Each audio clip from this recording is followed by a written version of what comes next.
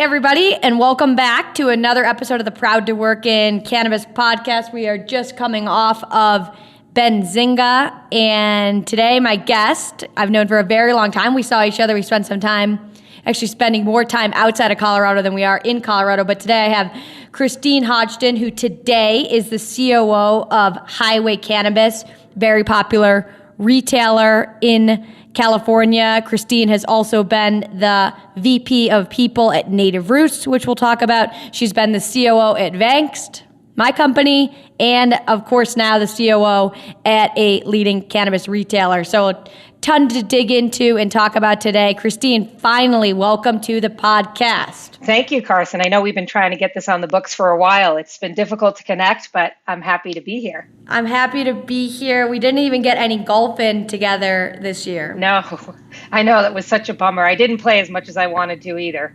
Well, today's going to be 80 degrees in Denver, so I think that there's still hope for us in October or early November we have to get at least 9 holes in together. Yeah, let's please make that happen, for sure. Please. All right, well, let's talk about a great story of the day that someone messaged you about the cannabis industry. Give us the story. Yeah, it was actually Jenna Myers, who's still on board with you. I believe she's Director of Client Services or something in that realm. Yep. Jenna's fantastic. She reached out to me back in 2017, saw my profile online, and thought I might be a good fit for the cannabis industry. I have to admit, at first, I was like, I'm not too sure about this. Obviously, it had been legal for a few years, but I took a meeting, right? Because it can't hurt. And Jenna was very convincing. She had all of her ducks in a row. It seemed legit and professional. So and you were and this was in Colorado, and the potential customer of Native Roots was also in Colorado, just to set the stage for people. Yes, for sure. And so I took the meeting with Native Roots per Jenna's advice. And they were so buttoned up and professional. I was so impressed with everybody that I met there. They were growing their operation. They really had buttoned up, their vertical. So I continued to have conversations with them and ultimately decided to take the lead. It is a very funny story, too, because at the time, Vankst was pretty small. We were only, I think, 10, 15 people. And Christine, we were moving up market in terms of the type of candidates that we were placing. And so Christine was the biggest candidate we'd ever placed in terms of, I think, title, salary, everything. And so our little team was having an offsite in Breckenridge, and we got the signed offer letter back from Christine to then send over to Native Roots. And we were in Breckenridge, and Jenna Myers bought champagne for everyone, and we were opening the champagne and spraying the champagne at each other, yelling, "Christine, Christine." So we were extremely happy. And so Christine joined Native Roots and talked to us about what you walked into as their new VP of People and what that experience of going from not in cannabis into cannabis, especially in 2017. I mean, this is a long time ago. Yeah, and my background's a little unique because I have this sort of hybrid, started my career in people, did a lot of work in operations, wanted to break into cannabis. So this seemed, after having these conversations, got super interested. So it seemed like the right leap. Native Roots opened 2 stores within 2 months of my starting. So it was absolute chaos. It was Trinidad and their Tower store. They had great processes for opening stores. These guys had done it 18 times before. But then there was a lot of, not scalable and repeatable processes. So coming in there was a bit of cleanup work, trying to understand, how do we actually build a really rock solid foundation that prepares us for better scaling growth. I give them a ton of credit, though, for the company that they built. And everything that they were able to accomplish. But there was definitely a good amount of cleanup work. We spent a lot of time focusing on how do we attract and retain talent. I got into the cannabis industry and quickly learned that attrition was 70%. I'd never seen numbers like that before. Why do you think that is, by the way? I mean, I think it's still probably like that. Why do you think that is? I think a lot of people get into it for the wrong reasons. I think they think it's really attractive and sexy and exciting, and so they want to jump into cannabis. And then they get in and they're like, oh my God, this is a lot of really hard work. Mm-hmm. I also think folks saw an opportunity for explosive trajectories in their careers, and many folks benefited from that, but that wasn't the case for everyone. So when they weren't getting promoted or high level opportunities right out the gate, they started to move on from the space. Yeah, we can talk about that when we get into Vangst. All the people that originally worked here thought that they were going to be the COO. And then when we brought in the COO, they revolted. So, we've seen that even in our own companies. But I think that's a great point. Exactly. I mean, listen, I think in cannabis, there is an opportunity to fast track your career because we've heard some of these incredible success stories where we hear about somebody who started out as a trimmer, fully moving up the ranks and ultimately becoming a head cultivator and then getting an opportunity to move state and open a new business in a new market. So don't get me wrong. I think that the career trajectories are certainly faster in this industry, but I think people came into this space and thought, if I work hard for 1 year, I'm going to become a mega multimillionaire CEO. And I think people had a very rude awakening. And I think that continues to be the case. But anyway, backing it up. So you joined Native Roots. Within the first 2 weeks, you guys opened Trinidad in Tower Road, and you stayed there for, until 2019. What other things did you learn in your time at Native Roots? Yeah, I mean, look, it's a lot about finding what your customer wants and servicing that unique selling proposition. So we had a large vertical. There was a heavy production of flower, excess production than we could consume. So subject a lot to the wholesale market, which was very tricky. We focused a lot on customer demands and then how did we service them. Native Roots had one of the most robust training programs for any new hire that I've probably seen to date, with great learning management solution. I was really proud of all the work that the team did on that. But again, still suffered a little bit because of the attrition. It's really hard to have that experience when customers come in if their bud tender is no longer there and you're turning the whole company every 18 months. So yeah, I mean, just a lot of focus on what does the customer want? What's the value prop? How do we create new and innovative products was kind of the game. And then moving into Vangst. And so, of course, this attrition problem, Vangst was working on solving. And so I actively recruited Christine to leave Native Roots, which, by the way, for everyone listening, Native Roots is a customer of ours. And so we obviously spoke to them about it before we were able to convince Christine, left on great terms. Left on totally great terms. But Christine joined Vangst just after we had closed our Series A. And so we had closed the Series A and we really wanted to expand, especially our gigs business.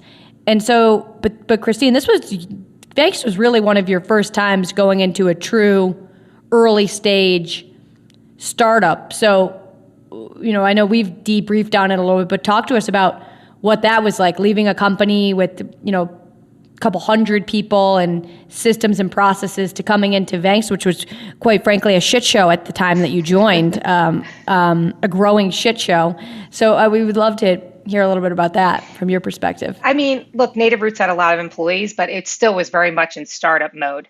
So it felt similar to come into Vangst. It just felt like I had a lot more autonomy and flexibility to make the changes that we needed to make. You were really open to what do we need to do to grow this thing? How do we target, cannabis customers? And I felt like we had a lot of great opportunity to have these strategy sessions to say what changes need to be made. And we were able to move really, really fast, which was exciting. I mean, I think we both know we had some great revenue months when we were together, driving gigs and direct hire. Obviously, the focus on the platform was key too, building out a platform that made sense, easier to hire, help combat this attrition issue that plagued the cannabis industry. But I don't know that there was a whole lot of difference. It was kind of okay, what's the burning fire of today? How do we tackle that, solve it, and move on to the next, setting meaningful goals that we could tackle in a meaningful time frame to help set up the business to grow. Yeah, and for people listening, when Christine joined we also hired a CRO at the time, and when they joined, we actually grew the business from $4 million to $9.5 million in under 12 months from the time that they joined. And so this was the year after we had raised a seed, then we went and raised a Series A. And so we were totally in this early phase, double down on growth and executed incredibly well until March of 2020, when suddenly our revenue got cut by 80%. So Christina, I would love to, obviously I lived it, but to hear your perspective on what happened during COVID, how we responded as operators, which of course you led this charge as our COO. to make sure that we live to see another day. But I think that was just such a crazy time in cannabis for everyone and for us especially. Yeah, I think the initial response is batten down the hatches. You got to weather this storm. No one knew what to expect. Nothing had happened like this in modern history. So we were obviously really nervous. We had experienced this amazing growth trajectory. I think we got a call, and most of our gig workers got pulled within that first month. We also were combating most of our bench, as you and I have talked about this, our gig bench had been with us for a while. We had built this really strong bench of gig workers, specifically in the cultivation space, that we were able to deploy to all these clients, and they were workers of Vanks. Well, with all the sick leave laws and everything going on, it became really expensive to continue to hold this bench without having any clients on the docket, because all of our clients immediately started battening down the hatches. So we basically had to wipe out all the work that we did and just get to this place that we could survive and figure out a new trajectory to grow. I mean, I'm sure same as you, it's terrifying. Yeah, it was horrifying. I mean, and for people listening, as you know, Vanks provides Vanks W-2 ready to go workers to our customers. These are our workers. And we had thousands of them ready to go in our system.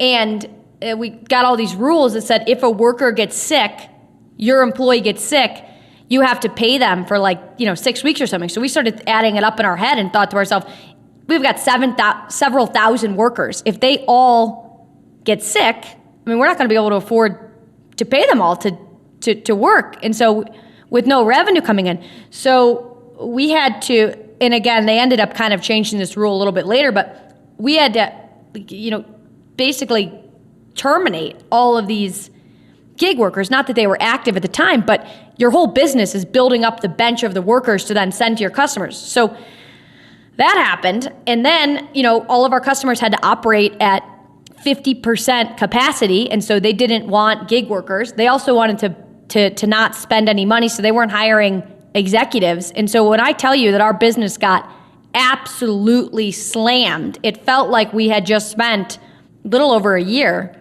building up and just to watch it all come crashing down. But I will say, Christine, I thought you did a phenomenal job of staying calm, cool, collected during a moment of crisis, because God knows I was about to jump out of a window. And it was lucky that we had Christine to remain calm. We had a set plan. We executed the plan.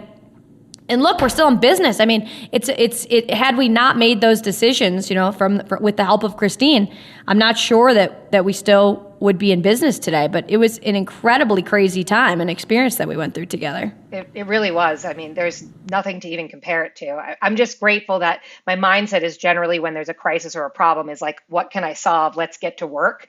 And I think we did that really well. And I'm sure we made some mistakes along the way. I don't think there's a business out there that could say they didn't.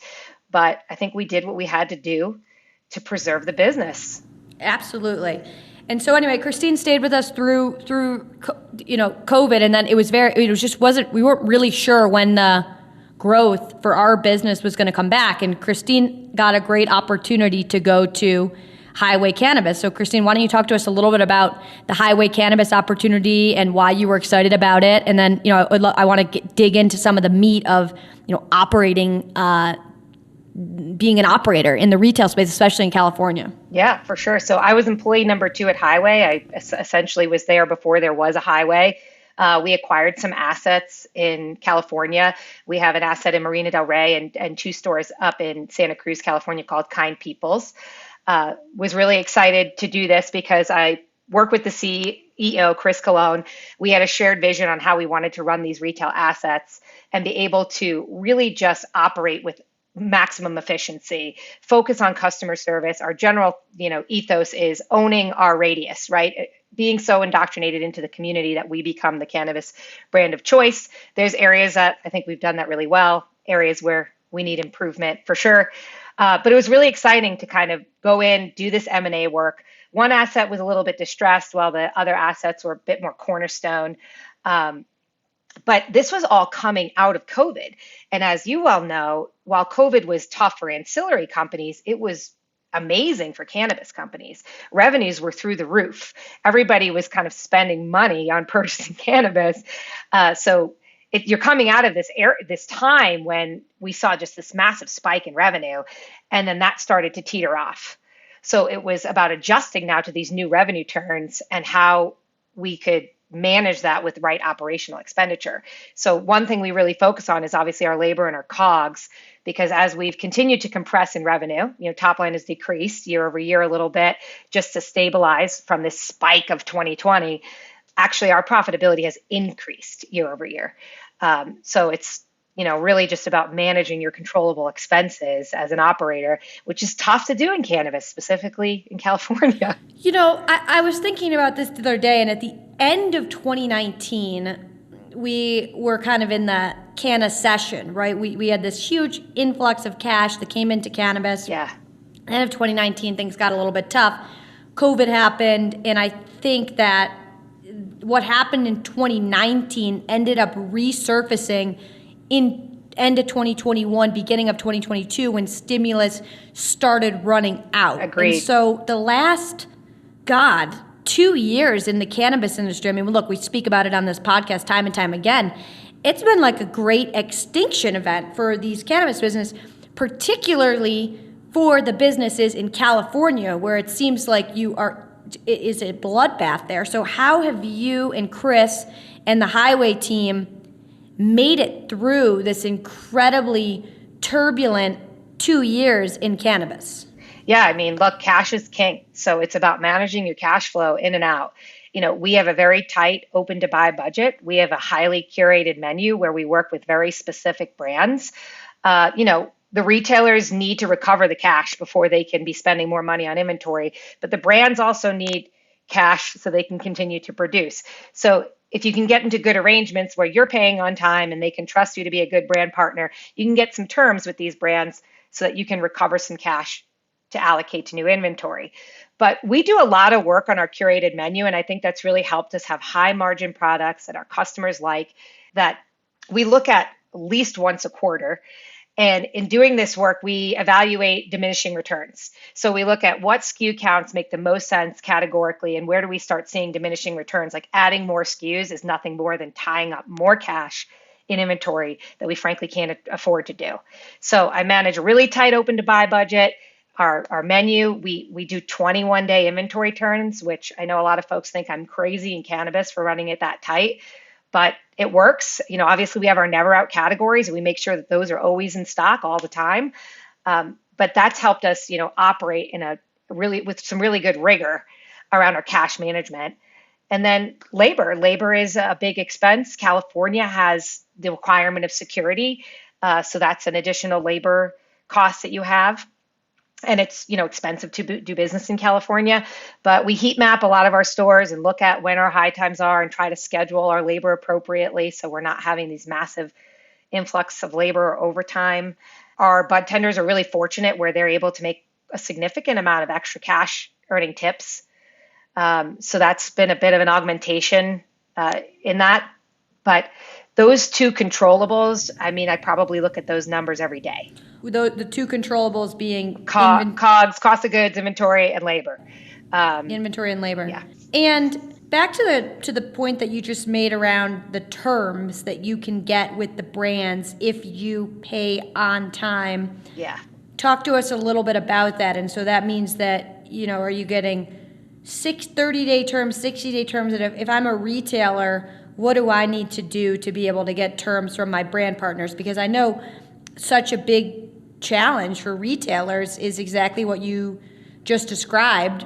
So walk me through how you've been able to negotiate those terms. Yeah, I mean, look, we partner with top vendors in the space, ones that we carry a larger portion of their portfolio, mainly because they have some good products. And because we're so curated, we pay on time. And so we were able to build that reputation with the brands. And as such, kind of reached out to them and said, hey, it would be a lot easier for us if we could operate on terms. I don't think too many people are doing net 60. Look, I would love it if brands wanted to talk consignment, but ideal for us is net 30, and that's because I'm trying to run, 21-day turns. So in my perfect world, I'm recovering all of my spend prior to me essentially paying that invoice. So I've recovered, I've reissued, I'm paying, I've recovered, I've reissued, I'm paying. That's like my ideal scenario. We don't have that with every brand, but back several years ago, I mean, it was COD. right? You're handing out cash at the time the inventory's hitting the store. That just makes it really hard because you're shelling out the cash before you've recovered it. Now, granted, it all catches up, but as you want to introduce new products, and if you have some duds on the shelf that aren't really moving that you have to fire sale, which everybody's had, this model has just worked better for us. And it's the crazy thing about it is that in any other space, you just get a basic line of credit to help you with this. And the lines of credit in cannabis are just so expensive that it honestly doesn't even make sense. I mean, we're in a similar boat with our business because we pay the gig workers before we get paid. And so our customers want 30-day terms, 60-day terms. And look, I would love to be able to do that, but it's like we have to pay the workers before we get paid from the customer. And so to offer somebody 60-day terms, similar to what I'm sure the brands are saying to you, is basically like giving them an interest-free loan. Well, and many of these brands have been totally burned, right? Retailers just not paying. So I totally respect it. And that's why we've kind of tried to build this reputation of paying on time. I can't say that we were always perfect, specifically in the beginning when we were setting all this up, but that is our goal now. And it's part of what we spend a lot of time, working on. So in California, are you seeing a lot of consolidation, or are you seeing people just straight up go out of business, or what is the dynamic looking like today, this moment of time, October 2nd, 2023? I mean, California is a tough market. You've heard many of the MSOs just exiting, right? Just saying we can't operate here. And I think there's a lot of reasons for that. Number one is there's about 12,000 licenses in California today. Now, whether they're all active, I couldn't tell you, but the state's doing about $430 million in revenue per month. In legal revenue. Correct. Yes, that's a good qualifier. Now, what about, you hear these stories, but I don't actually know. I've heard something like there's more illegal operations in California than legal. Is that a total myth, or do you think that's true? No, I think that there's a point to be made there. If you shop at one of my stores, you're going to pay upwards of 30% in taxes between sales tax and excise tax, municipality or local tax. There hasn't seemed to have been like a crazy crackdown on some of these gray or black market operators in the space. So if they can get away with it and do it, I think a lot of them are going to do that. We pride ourselves in being completely above board and doing everything as compliantly as possible. And we certainly pay the price for that, within the market. But California still has a super robust black market. It's saturated. If you think back to that $430 million a month with potentially 12,000 licenses, if everyone was to have an equal share, you're only talking about $3,500 a month in revenue. Oh my God. Yeah. So the key here is scale, right? You have to be able to scale. It's hard. California is expensive. You have to have the right retail locations. You have to have great rent factors. And back to our original ethos at Highways, like you really need to own your 5-mile radius of where you're doing business. How are you driving customer loyalty? Do you have the right products on the shelf that the customers want to see? And then again, price. Can you service this price compression that's happening in the market? How does removing 280E and rescheduling, how does that impact your business? Rescheduling is a bit of a sticky one because I don't really know. Nobody really knows what it looks like as a Schedule 3. I think there's a lot of questions because it's still regulated in that it just removes, what we do know is 280E goes away. I mean, certainly I think we. But how big of a burden on your business is 280E? Oh, it's massive on any cannabis retailer specifically because nothing that we do is deductible. No ordinary business expense is deductible. So it would make a big, and again, this is what we're obviously hearing across the board. So a world without 280E gives you significantly more margin. Yeah, cannabis is one of the most taxed industries out there.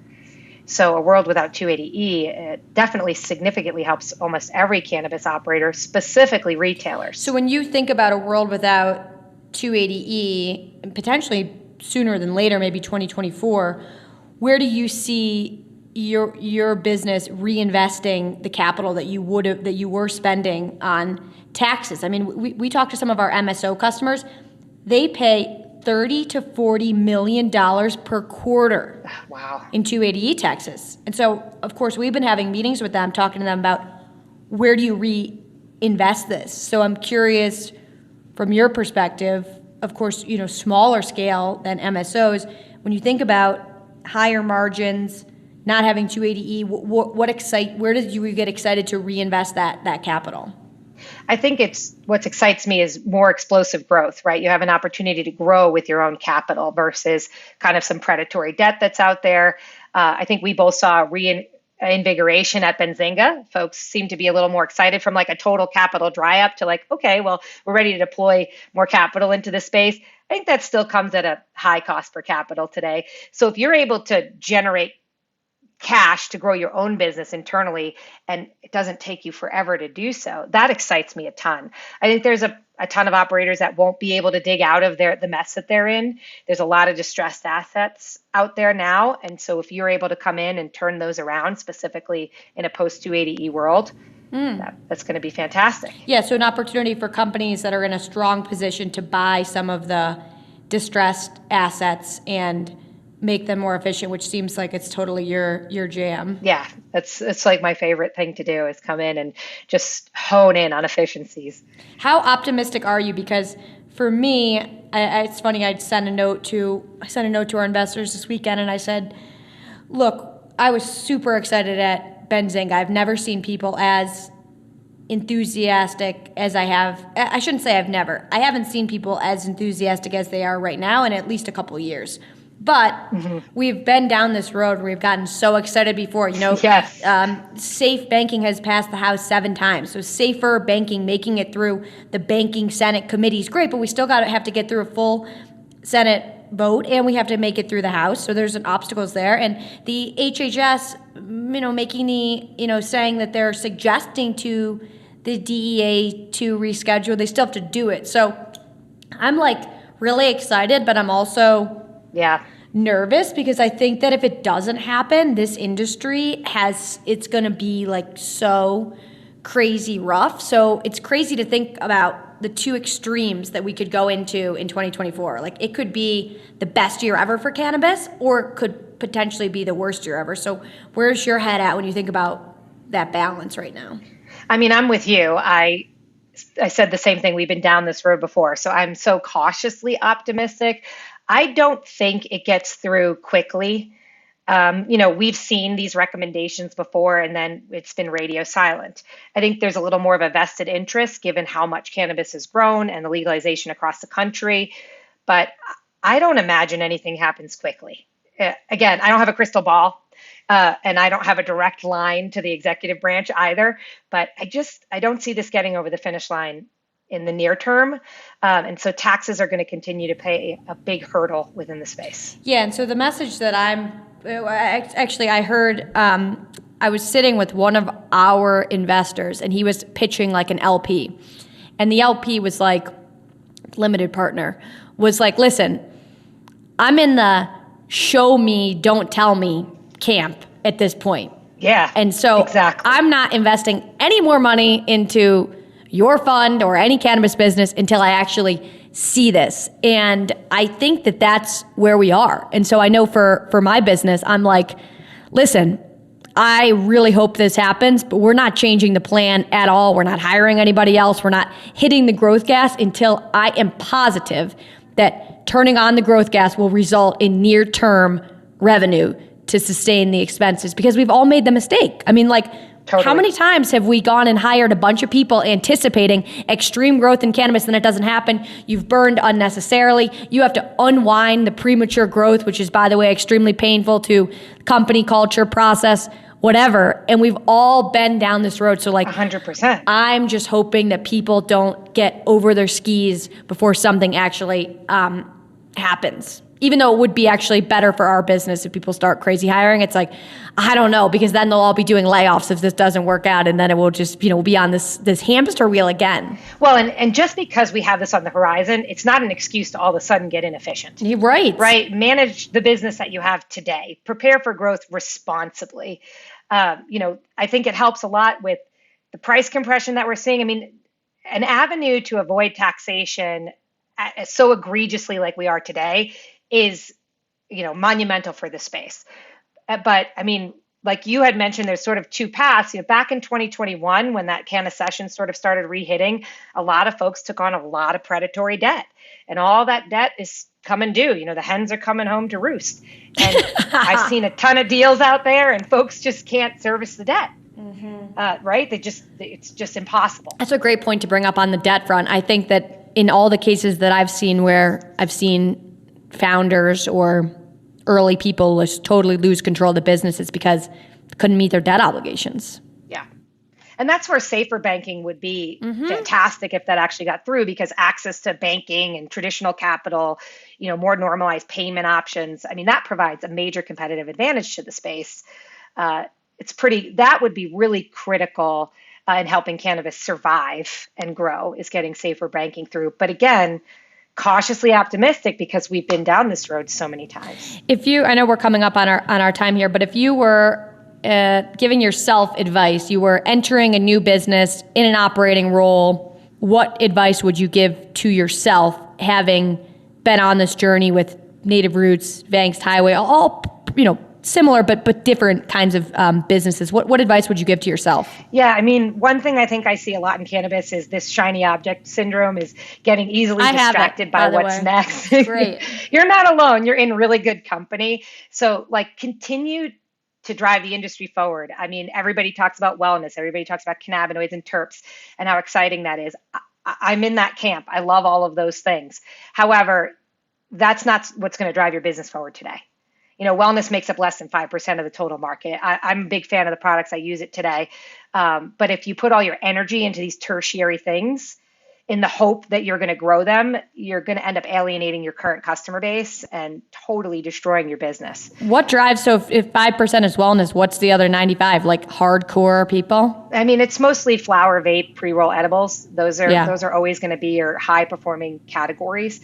And if the world kind of follows California, you'll see that those categories will mainstay and continue to grow. You introduce things like beverages. They're cool, they're exciting, but they're a small percent of the share. I'm not saying don't carry them. I'm not saying don't do them or don't pay attention to them. It's just, you got to really listen to what the customer is saying. So my point is don't get distracted and let that distraction consume you. Right. Go off and find new discoveries, innovate, but make sure you're servicing the business that you have in front of you and you're solving the problems that are in front of you. That's a great tip. In your stores, for your customer base, do you see it's the person that is more of a consuming once a week, kind of using it in an alternative to alcohol, how I would maybe think about people consuming wine? Or is the majority of your people who consume every single day and they're in to buy product, reload every week, similar to how you would at a grocery store? I think we have a mix of all, but flower wins the day at our stores. It's still the highest producing product category. I would say in my Southern California store, that's even more true than in Northern California. We definitely try to have a place that everybody feels comfortable shopping. We have this very normalized, frictionless shopping experience. It's kind of one of our value props. But yeah, we see a little bit of both, but flower is still really important to the space. Yeah, I think that there's, I think that's a great point. You bring up think about when you go to the grocery store, all those fun, awesome wellness products, you don't buy them that often. It's kind of like a treat versus you buy what you're going to eat every single day. Yeah. And don't get me wrong, there's some great wellness brands out there that are bringing awesome products to the market. And I'm really pro those brands and those products. Me too. But as a retailer, I have to recognize where my growth potential is. If I can grow flower by 2%, obviously I don't have to explain to you that that's a lot more significantly than me growing wellness by 2%, because flower is doing close to 40% of the sales. Yeah, exactly. So I have to just make sure that when I'm focusing my energies, I'm doing it in the right way, leaving that time for innovation, but not letting, perfect be the enemy of good.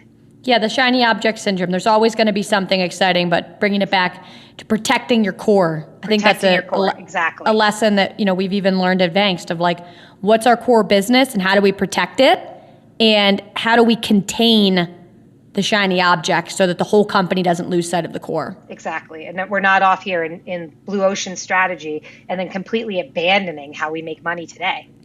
Yeah, we had an employee, and I won't say his name, but you and I used to call this person the dreamer. And we were like, how do we get the job of the dreamer? You know what I mean? Because you got to dream a little bit, but you got to execute in here and not be living in the clouds over there. But listen, there's companies, big companies where you can dream up a storm all day long. I just don't think there's opportunities to be a full-time dreamer in the cannabis industry yet. No, I don't see that either. I think those folks are quickly weaned out and traded up for doers, right? It's okay.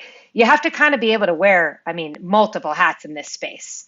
You have to really be able to do it all. I frequently go and work shifts on my floor as a bud tender because I think that that's an opportunity for me to get back in touch with the customer, get some direct feedback, feel the pain points of the bud tenders, and just maybe pivot some programs. So if we ever have an event, I'm usually on the floor.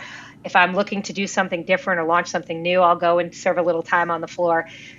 I think there's a lot to be said for that. You're never going to learn more than you do when you actually talk to your customers. Yeah, I am getting my med badge right now in Colorado. It's kind of crazy. I don't have it yet. And I'm going to start doing a thing where once a quarter I work a gig. So I'm going to sign up like a gig worker. I'm going to get assigned to a gig. The customer's going to have no idea that I'm the one that's going to come to the gig. They probably still won't know, because I'm going to be reporting to like a trim manager. But I'm going to work the gig for the day and see like day in the life of a Vegas gigster because I think that's so key, It will be. You'll get so many awesome learnings out of that. You're probably going to, if you do a trimming job, you're probably going to have the most pounds trimmed of anybody there. I hope. Because I know how you focus, but. Or the least, or I might just suck at trimming. Nah, you'll be all right. But you're going to gain some awesome insights. Yeah, I'm excited. I'm really excited about. I'm excited about trimming. I think I'll do okay there. But I'm excited about bud tending. That's the gig that I'm really the most. I'm looking forward to. Being in the store, interacting with customers, hearing about what sells well, and I hope that I'm able to kind of take that and go back to our customers and offer some insight of like this is what it's like working a bud tending shift for you. Yeah. It's a hard job. There's a lot of SKUs. You have to know a lot of things. People come in with insane amounts of questions, right? How do I solve this problem? How do I solve that problem? Or I just want to get really, really high. Where's your highest THC? You really run the gamut. And that's why like having this curated menu has been so important for us because we can train on it. You have 1,500 SKUs on the floor. Mm-hmm. It's not possible for a bud tender to know everything about those. Exactly. And I'm going to use my gig name is going to be Carson Brovich, my new last name. So nobody's even going to know that I'm the founder of this company. And I want to see how people treat the gig workers too. I want to see how our customers treat our gig workers. I think a huge thing that you're such a big advocate on is making your company, so whether it was Highway, Native Roots, Vanks, a place where employees want to come to work and they're treated really well. And I think you've done such a great job of that. And I think that helps with the 70% turnover rate. If you're treated well and you see a career trajectory and you feel like you're part of something, you're much more likely to show up. This is my last question for you, but how have you gone about helping your employees feel so bought in and you've just done such a great job of fostering great cultures at the places that you've worked. So how do you do that in a nutshell? I know it's a hard question. No, thank you. Thank you for the compliment. I'm proud that since I started at Highway, I've had 0% turnover on my leadership team, which is fantastic. I think mainly it comes from like clear and transparent goals, right? We set the goals, we hold ourselves accountable to them. Everybody knows how they're contributing to the whole. We tell the team what's going on in the company, the good, the bad, the ugly. We're very honest about it. And I'm big on accountability, but not in a sense of micromanaging. I hire adults. We meet together, we decide on what the goals are and the building blocks that we're going to take each quarter. And then we're going to hold ourselves accountable to those at the end of the quarter, obviously with regular check-ins. But I'm not going to micromanage it. If you need a lot of follow-up and somebody stay on top of you, you're probably not going to be successful on my team. But if you want to have autonomy to achieve your goals and really contribute, then you're probably going to do pretty well. But I really just think it's about being fair, being honest, and caring about people, and not just as employees, as humans, right? Just show them that you truly care about them as more than just a member of your team. And That's something that I like to take away as like a personal legacy of leadership. If anybody who ever worked for me said I was fair, honest, and I cared about them, then I did my job. Well, the people at Vangst who worked for you certainly felt that. And well, I know we're out of time here. We're at the 40-minute mark, so actually we went 10 minutes over. But Christine, thank you so much for coming on. If people want to get in touch with you at Highway Cannabis or want to shop at Highway Cannabis, how can people come and experience this frictionless, awesome experience at your stores in California? Yeah, we're in Marina Del Rey and Kind Peoples in Santa Cruz, so come on in. I am on LinkedIn. You can find me really easily on there and connect on LinkedIn. That's probably the easiest way. Absolutely. We will drop Christine's LinkedIn. You can find it in the show notes. So Christine, thank you again for coming on, and excited to see what 2024 in the cannabis industry brings for you. And yeah, thanks again for being here. Thanks so much, Carson.